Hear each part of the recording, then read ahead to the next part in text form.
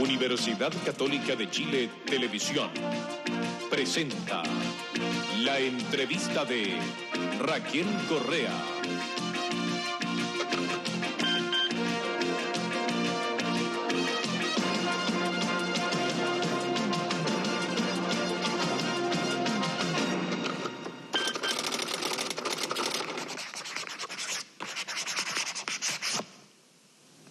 Muy buenas noches.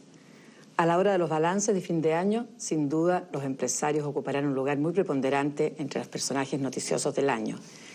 Igual que los trabajadores, igual que el gobierno, mucha noticia política, mucha noticia económica. Un protagonista de esta actualidad del año ha sido Manuel Feliú, presidente de los empresarios chilenos. Se lo vio conversando con los trabajadores, conversando con el gobierno, a ratos críticos, a ratos partidario, en unas actitudes que han sido de mucha discusión pública. Usted maneja las 6 ramas más importantes de la producción de la economía en Chile: la banca, la minería, la agricultura, la industria, el comercio y la construcción. Dígame, señor Feliú, ¿usted le ha logrado cambiar la cara a los empresarios chilenos? ¿Ha logrado ese objetivo que usted tenía de hacerlos, mejorarles el marketing? Yo creo que sí, ¿eh? Yo creo que el empresariado chileno en el último tiempo tiene una imagen muy distinta a la que tenía el año 82, por ejemplo. En primer lugar, creo que lo que es más importante es que también ha habido un cambio muy profundo de mentalidad del propio empresario. O sea, no es un problema solo de marketing. Ahora, este año ha habido cambios muy profundos en toda la actividad del país. Me interesa saber, desde su punto de vista empresarial, si la transición democrática ha sido beneficiosa o negativa para el manejo económico, para el trabajo de ustedes. Bueno, desde el punto de vista del empresario, de la empresa chilena, no hay duda alguna de que a nosotros nos interesa mucho más un país en democracia. Creo que nosotros trabajamos por eso, estuvimos apoyando el proceso de transición hacia la democracia. Fuimos, lo dijimos siempre, partidarios del proceso de institucionalización que el país ha tenido en estos años, por una razón muy simple, porque el empresario y la empresa se desarrollan mejor en democracia donde se logra mayor seguridad, puesto que la empresa trabaja en largo plazo. Los balances de las empresas son balances de largo plazo y en consecuencia necesitan estabilidad en largo plazo. Hablemos un poquito de política entonces. Quiero saber cómo ve usted las posibilidades políticas futuras de la centroderecha, a la cual yo me imagino usted ascribe. Bueno, yo la verdad es que no adscribo a nada, soy empresario como primera cosa. Evidentemente que me interesan aquellos grupos políticos que defienden las libertades, porque dentro del contexto de libertades se desarrolla la empresa privada, fundamentalmente. En este mundo de hoy, prácticamente con los cambios que han habido, casi todos, ya no existen quienes estén en contra de estas libertades que permitan el desarrollo de la empresa privada. Han cambiado profundamente los esquemas y se ha perdido el ideologismo, ha desaparecido en este último tiempo y han ido muriendo doctrinas que antes parecían que se iban a imponer en el mundo. Hoy día yo diría que ya son casi anecdóticas, pero en todo caso el hecho es que para nosotros como empresarios estimulamos y necesitamos un esquema de pluripartidismo, necesitamos, que exista un esquema democrático auténtico, pero fundamentalmente donde la participación sea real. La democracia tiene que ser auténtica, tiene que ser real, no de cúpulas. Usted figura, señor Feliú, en listas de presidenciales para el año 93, que serían las próximas elecciones. ¿Sinceramente usted ha considerado esa posibilidad? La verdad es que sí, figuro en lista, he sido mencionado por gente muy importante de partidos políticos. Es un gran orgullo realmente ese tipo de situaciones y de cosas que le pasan a uno. Pero la verdad es que yo creo que uno no puede andar buscando ser candidato a la presidencia de la República. Bueno, pero en todo caso no es una posibilidad que usted rechaza de plano. Yo quiero saber si es efectivo que cuando usted deje la presidencia de la Confederación de la Producción y el Comercio va a ingresar al Partido Renovación Nacional. No, no es efectivo, no está en mis planes. No he pensado realmente todavía en nada que tenga que ver con otra situación que no sea la que yo hago hoy día, que es el presidente de la máxima cúpula empresarial chilena. Pero esto que yo le planteo no es tampoco una cosa tan novedosa, porque en este mismo programa y en otras tribunas, los dirigentes de Renovación Nacional han dicho que usted, Carlos Cáceres y otros serían unas buenas posibilidades, pero que tendrían que entrar al partido. Yo quisiera saber si usted está dispuesto a dar ese paso. No lo he pensado, evidentemente no lo he pensado, y en este momento diría que no. O sea, preferiría ser candidato independiente, siguiendo con esa hipótesis. No preferiría ser candidato independiente, no. Yo creo que en primer lugar estamos recién a 10 meses de un gobierno. Yo creo que no es bueno para el país estar levantando candidaturas. A mí me parece que tenemos que darle tiempo al tiempo. Y este país necesita estabilidad, en todo orden de cosas. Estabilidad en lo político, estabilidad en sus instituciones, estabilidad en las reglas del juego. Eso es lo fundamental, es lo básico. Nosotros funcionamos en países con gran tranquilidad, y la tranquilidad la da justamente esto. En consecuencia, el levantar candidaturas hoy día, que faltan todavía varios años para la próxima elección, me parece prematuro y me parece que no es bueno para el país. Es importante saber si usted como empresario, como ha dirigido tantos años su gremio, piensa que llegó el momento de ampliar un poco el espectro del empresariado chileno y que nos siga siendo identificado, como yo le decía recién, con la derecha, fundamentalmente con la derecha económica. Bueno, nosotros la verdad es que creo que hoy día hay una gran identidad de propósitos y de ideales del empresariado chileno, cualquiera sea la posición que se ocupe dentro del área empresarial. Creo que hay además una unidad muy importante. Nosotros hicimos una campaña que se llamó Empresarios por el Desarrollo, que se la atiñó en un primer momento de campaña de apoyo político. Después empezaron siendo empresarios por vigio, ¿no? No, nosotros por lo menos no participamos en ninguna de ese tipo de cosas, respetamos, eso sí, profundamente las ideas de cada uno y las postulaciones que cada uno elija, pero nosotros no participamos en lo que era la cosa electoral. Pero sí, lo que nos interesaba como empresarios por el desarrollo es lo que ha ocurrido realmente. Nuestro eslogan era: la libre empresa crea en la libre empresa. Y resulta que hoy día se crea en la libre empresa en todas partes del mundo. O sea, ha sido un éxito la campaña de Empresarios por el Desarrollo, y sobre todo un éxito en el sentido de que se identifica gran parte de los pequeños empresarios con este lema. En todo caso, usted reconocerá que el empresariado chileno es una fuerza política. Obviamente, todos actuamos en política. No, porque son una fuerza, porque el país recuerda cómo el empresariado chileno se opuso, por ejemplo, en el tiempo de la Unidad Popular, al gobierno de Allende, cómo en el gobierno pasado apoyaron el gobierno militar, diría yo en mayoría. Yo creo que el gobierno militar nos apoyó a nosotros, los empresarios, es decir, al revés, porque estableció los sistemas, los marcos, adecuó el país al cambiar las estrategias productivas de este país, los esquemas económicos, adecuó el país a esto que en el mundo de hoy día existe en el mundo de hoy, y que es una cosa corriente del mundo de hoy, que se crea en la empresa privada como elemento fundamental para crear riqueza. De manera de que... O sea, ¿es verdad aquello que dijo el general Pinochet en ese tiempo, que había que cuidar a los ricos? Bueno, los están cuidando en todas partes, pero no a los ricos que especulan, que hacen negocios especulativos, sino que al rico que invierte, al rico que crea riqueza a través de la inversión, al rico que crea trabajo y en consecuencia da empleo. Ese es el rico que nosotros necesitamos en el país, y sobre todo el rico de capacidad creadora, porque no solo basta la riqueza material, el tener recursos financieros, sino que hay una riqueza también potencial, que es crear cosas. Y en eso somos todos ricos los que creemos en la posibilidad de desarrollar actividades como empresarios, emprender cosas.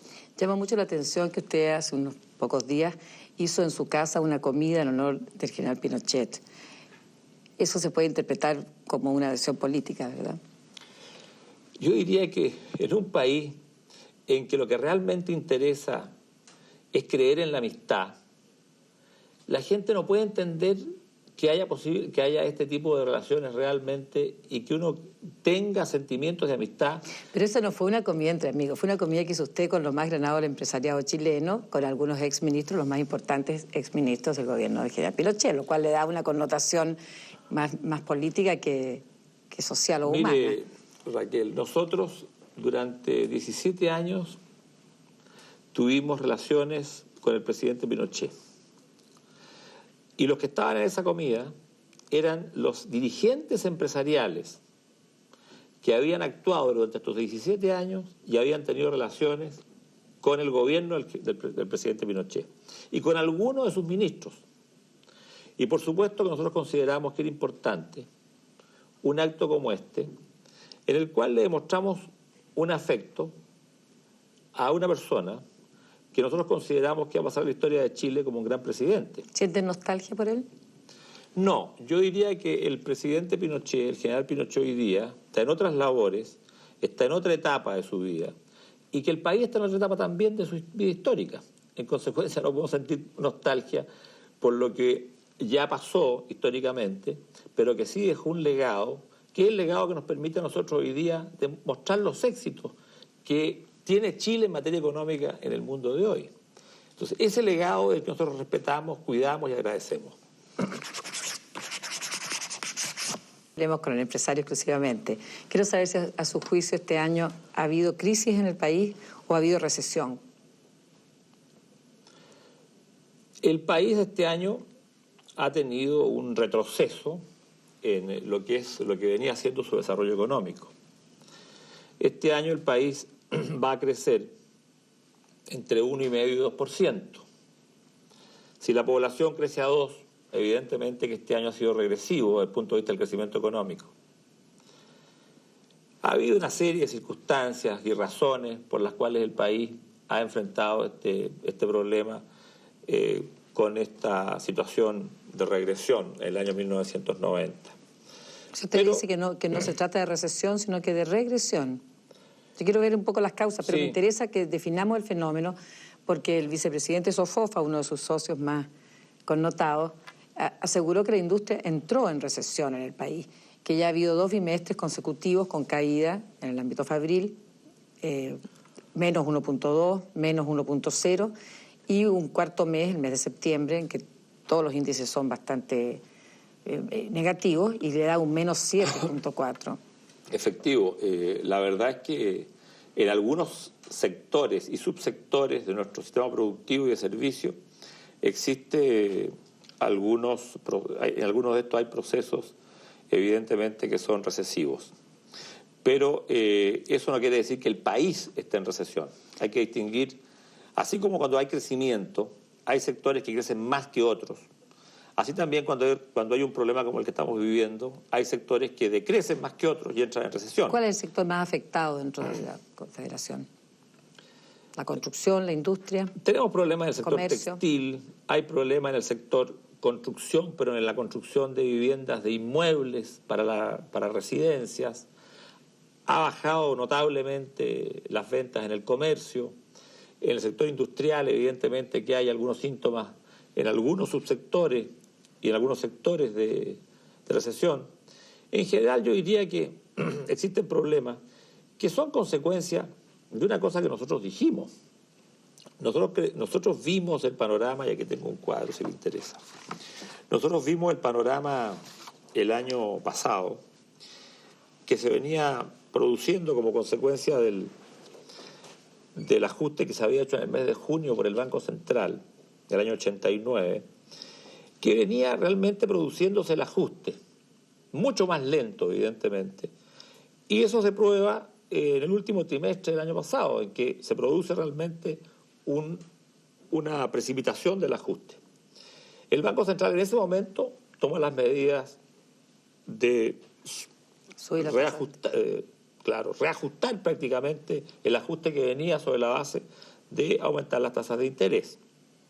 ¿Usted piensa que lo ha hecho bien el Banco Central, que las medidas que tomó fueron las medidas correctas? Yo la verdad es que en algunos casos es una institución que yo defendí profundamente en su autonomía. Sí, pero en algún momento usted ha dicho que se equivocó frente a esta crisis. Y sigue defendiendo, evidentemente, y sigo defendiendo la autonomía. Creo que ha habido algunas situaciones que se han producido algunos errores que han provocado un problema mayor al ajuste. No hemos sobreajustado en algunos casos como consecuencia. ¿Eso sería lo ha prolongado el ajuste más de lo necesario? Claro, ha sido más profundo que lo que debía haber sido. Nosotros deberíamos haber crecido este año a tasas superiores. Por ejemplo, el Banco Central, por ejemplo, tomó la medida de ajustar vía tasas de interés. Se provocó ahí una situación no querida, que fue la situación del ingreso de dólares que monetizaron la economía. Entraron al país más o menos unos 40 billones de UF.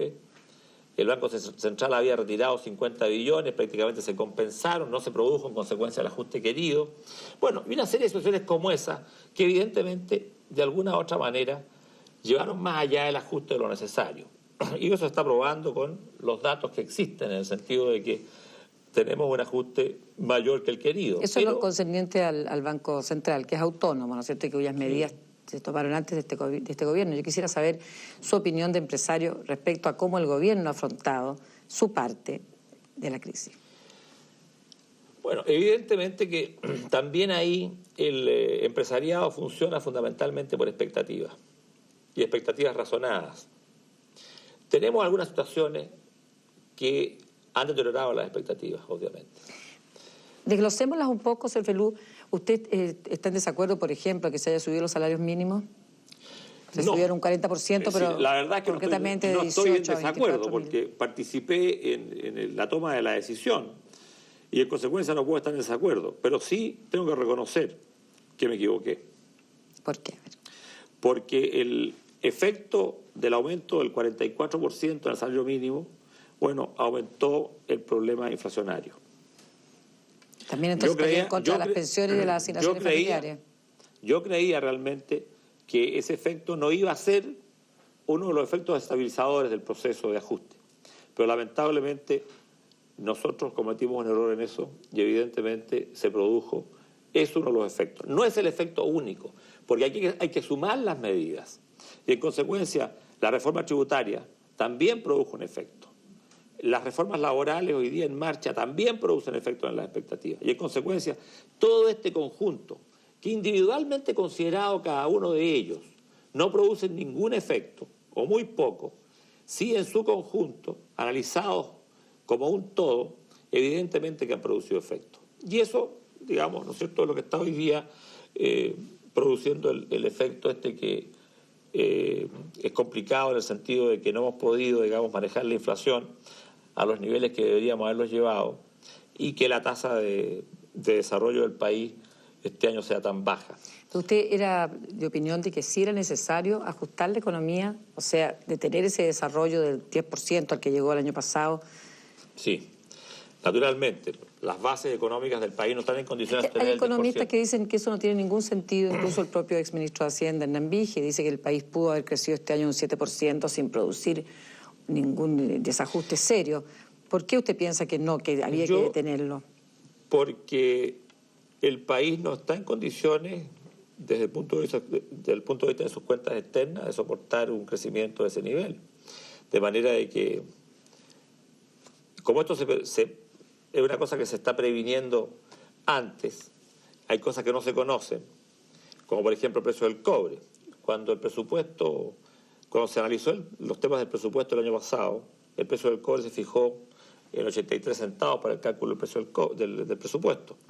Evidentemente que si hubiera fijado el precio que hoy día tiene el cobre, realmente $1.21 a nivel de lo que ha corrido el año, la situación habría sido distinta, habríamos podido soportar mejor, ¿no es cierto?, el tema del ajuste y seguramente no habríamos cometido los errores que hemos cometido en algunos casos. Interesa mucho saber si usted considera que se sobredimensiona el fenómeno del shock petrolero o efectivamente ha redundado en la economía chilena como debió haberlo hecho, como lo está haciendo en otros países. Efectivo, el shock petrolero provoca un problema y un impacto que no era previsto ni previsible.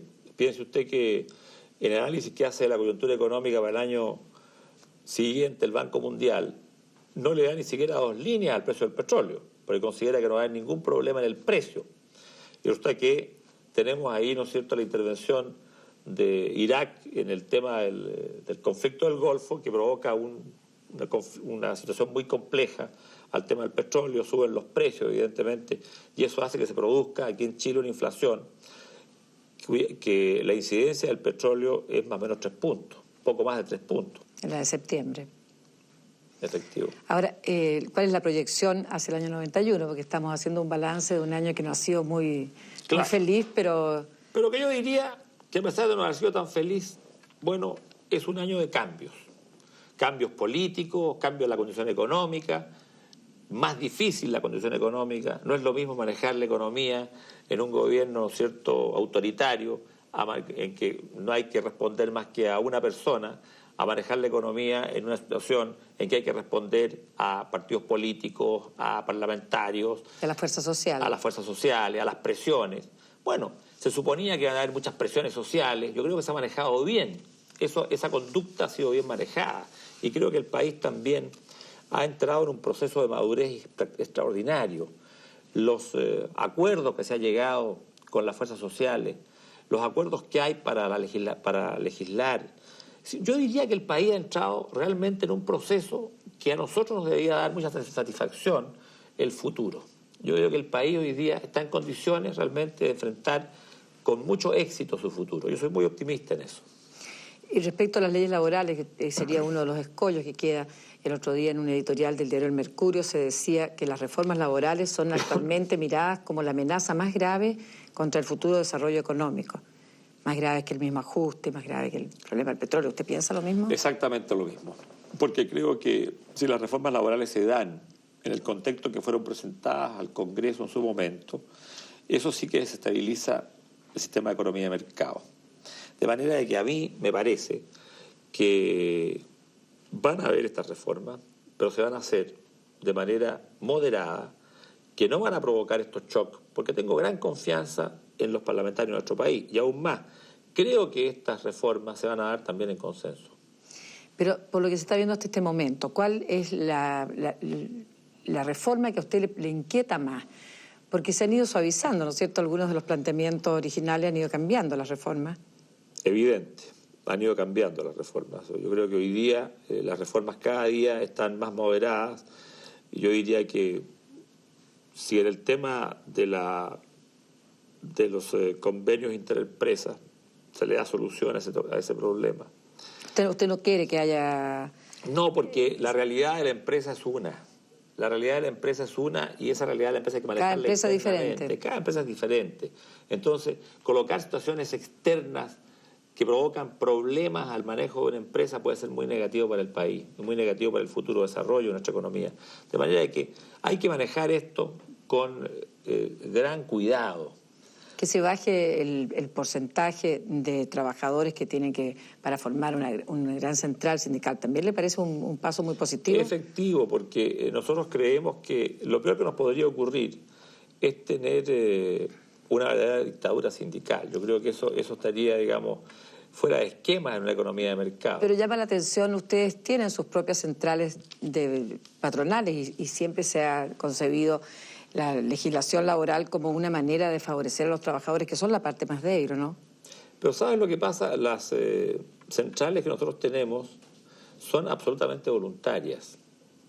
Aquí nadie está obligado a ingresar a una central empresarial o a una federación empresarial o a una asociación empresarial. Nadie está obligado a cotizar. Nadie está obligado a participar. O sea, aquí funciona en forma plena y total el arbitrio de la libertad, la libre autonomía de la voluntad. De manera de que nosotros esperamos que, para que haya realmente democracia, tiene también que haber democracia interna dentro de las regiones intermedias. Y no se puede obligar a ningún trabajador, a ninguno, a cotizar obligatoriamente o a estar en un sindicato obligatoriamente. Eso va en contra de la libertad personal. Usted protagonizó este año muchas negociaciones con la parte de los trabajadores. Quiero saber qué impresión tiene de Manuel Bustos, presidente de la Central Única de Trabajadores. Excelente, excelente. Pero usted es contrario a que la central sea unitaria de trabajadores. O sea, usted quiere que estén mucho más desperdigados los trabajadores, que tengan menos poder. El hecho de encontrar a Manuel Bustos excelente no significa que esté de acuerdo con su idea, evidentemente. Él es un líder sindical y tiene que defender una posición en un medio complicado como es el medio sindical, que todavía tiene bastante politización. Pero no me cabe duda de que está haciendo un trabajo, yo diría, importante para el país, Manuel Bustos. ¿Usted todavía sostiene de que debido a las dificultades económicas, debido a la crisis, al shock petrolero, debiera postergarse las reformas laborales? No, yo creo que tenemos que despejar las incógnitas lo antes que se pueda, porque manejar este asunto en el largo plazo sería una situación de incertidumbre muy grande y produciría muchos problemas a las expectativas razonadas de los empresarios. O sea, ¿usted quiere que salgan pronto las reformas y que ojalá a gusto de los empresarios? No a gusto de los empresarios, que salgan de acuerdo con lo que es necesario para que el país pueda seguir desarrollándose y creciendo, y para que haya más empleo, que es fundamental y necesario que se cree riqueza. Si en el mundo entero hoy día está cambiando las legislaciones en países desarrollados, llevándolas justamente a desrigidizarlas, no veo la razón yo, porque aquí en Chile, en que tenemos una legislación que ha dado resultado y que se ha aprobado como buena, porque esta legislación laboral permitió el ingreso de más de 1 millón de trabajadores cesantes como consecuencia de la crisis del 82 en menos de 6 años a las empresas nacionales. Si estamos probando que somos capaces de tener espectaculares resultados con esta legislación, ¿cuál es la razón de querer cambiarla? ¿Pero usted cree que esa legislación que desfavorecía a los trabajadores a criterio de ellos es compatible con un sistema democrático pleno? Yo diría que no desfavorecía a los trabajadores. Lo que pasa es que esta legislación empezó a funcionar en el año 1979, justo cuando empezó al año siguiente empezó la crisis en el mundo. En consecuencia, esta legislación fue coetánea con todo el problema de crisis, de despidos, de problemas gigantescos de deterioro real de los ingresos de las personas, y naturalmente que los trabajadores veían en esta legislación algo en contra de ellos. Pero la verdad es que así como lo vieron en ese momento en contra de ellos, a medida que iba transcurriendo el tiempo, esta legislación iba mejorando sustancialmente la posición de mercado del sistema del ¿Pero le parece laboral compatible con la situación de mercado que la huelga tenga un tiempo limitado, que los trabajadores en huelga puedan ser reemplazados? Me parece compatible. Así. Sí. Hora de notas, terminemos. Alejandro Foxley, ¿qué nota le pone al ministro de Hacienda? Bueno, yo diría que Alejandro Foxley es un técnico competente. Yo creo que hasta ahora, digamos, una nota 5 sería buena para Foxley. Andrés Bianchi, presidente del Banco Central. Es difícil poner notas porque en realidad a mí tampoco me gustaría que me pusieran notas, ¿no? Entonces pongamos una nota global al gobierno. ¿Usted cree que el actual equipo económico de gobierno confía efectivamente en la sociedad de mercado, en la economía de mercado? Yo creo que el actual equipo económico, los que están ahí dirigiendo, sí confían.